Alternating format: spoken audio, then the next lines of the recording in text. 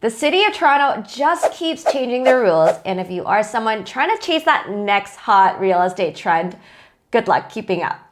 Things are moving fast and not always in a straight line. So let's break down what's coming up and, more importantly, what actually makes sense for real estate investors to focus on right now.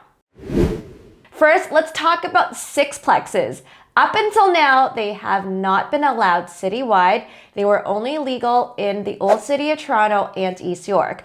But the development charges actually made them pretty unworkable. If you build 6 units from the start, you'd be stuck paying DC's development charges for all 6. At around $50K a unit, you would be out of pocket $300,000 just right there. Even if you do stage it by building 4 first and then adding 2 later, you would still be paying $100,000 in DCs. Now, we are in the final round of city council meetings before they take their summer break, and Olivia Chow is pushing to legalize sixplexes citywide and waive development charges for all 6. And that would be a big improvement if you are planning to go that 6-unit route. Meanwhile, garden suite rules are changing too. Last year, you would need a 45-degree angular plane on all 4 sides of a garden suite if you didn't have enough setback, which did make many lots in Toronto unworkable because they're pretty small. Then Ontario stepped in and scrapped those restrictions, but only if your main house had 2 units or less. Now, Toronto is trying to bring them back onto these side walls with a different name. They're calling them sloped roofs, but it's more or less the same thing. The rules have been flip-flopping so much that it's pretty hard to design around them lately. But the bigger question might be, should you actually be diving into these sixplex plus garden suite projects in Toronto? Our answer is not so fast. There's a lot you need to think through. The first big issue is financing. A lot of new investors assume that just because you're building a commercial property with 5 or more residential units, CMHC is going to step in with easy and cheap financing.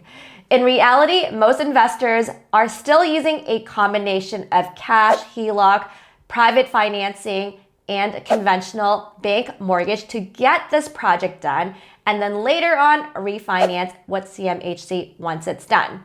Here's the thing, when you're converting a single family home into 5 or more units, CMHC won't finance it because they see it as a single family dwelling. The only way to get this CMHC MLI financing for construction is if you have a brand new build. And this would cost way more, would take way more time, and have a much bigger scope.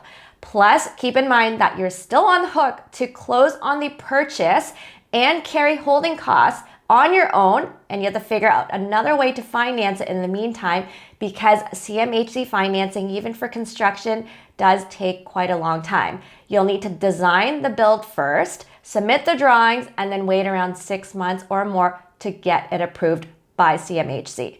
So the bottom line is that it's really not as easy or as cheap as most people think. Then there's whether these small Toronto lots actually make sense for sixplexes. Just because zoning does allow 6 units doesn't mean your lot can actually handle it. Sixplexes come with a laundry list of requirements: extra fire protection, multiple exits, steel framing, special windows, and more. These are things that most people don't budget for, but once you're over that 3-unit mark and 2 stories, that is the territory you are actually entering. In most cases, unless you have a huge lot or you're combining lots, sixplexes are just not worth the hassle or the cost. Now, let's talk more about exit strategy.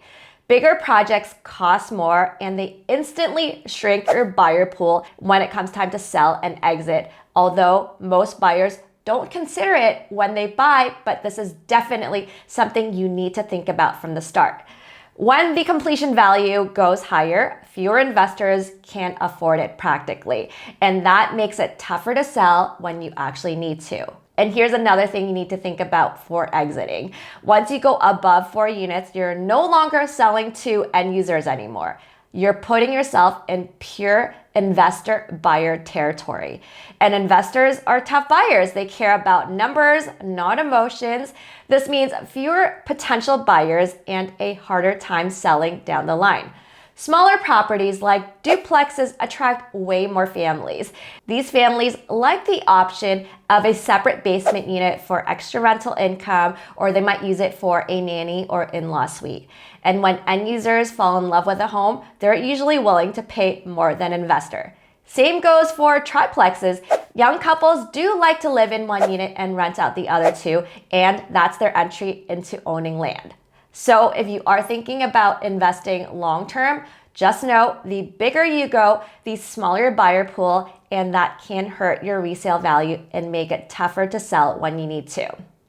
And here is a big one that most people miss, HST. If you do a substantial renovation, meaning that you're changing more than 90% of the existing structure, the CRA can come after you for HST on the entire completed value. That means even though you didn't have to pay HST on the original purchase price, you would need to once you finish a build, and you would have to pay close to $400,000 in HST if your completion value is around $3 million. There is a partial rebate when you build new rental units.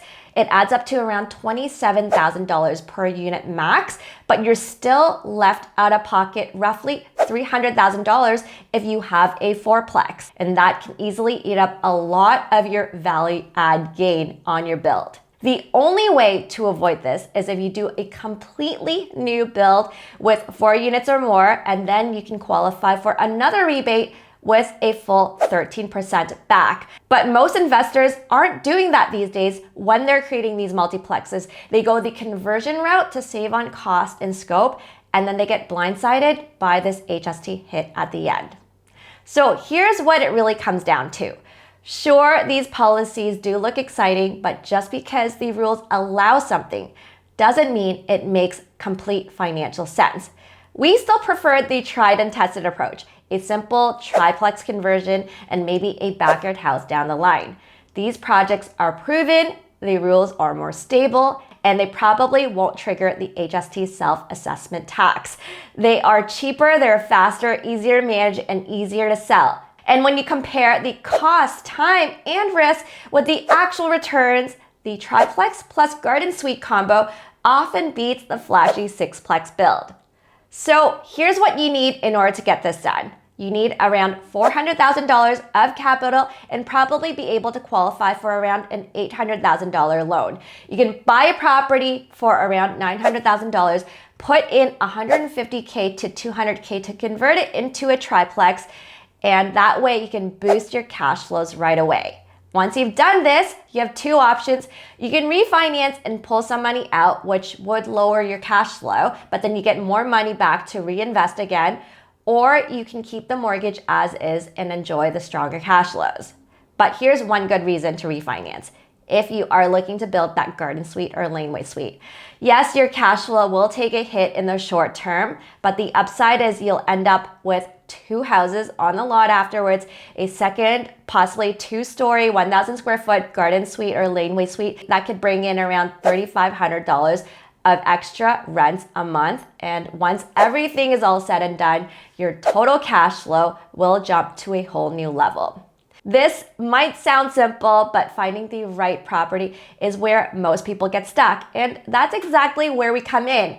It's not just about the lowest price or what the location you're buying. We actually dig a lot deeper. Lot size, layout, backyard potential, zoning, tenant profile, all these details that actually make or break your returns.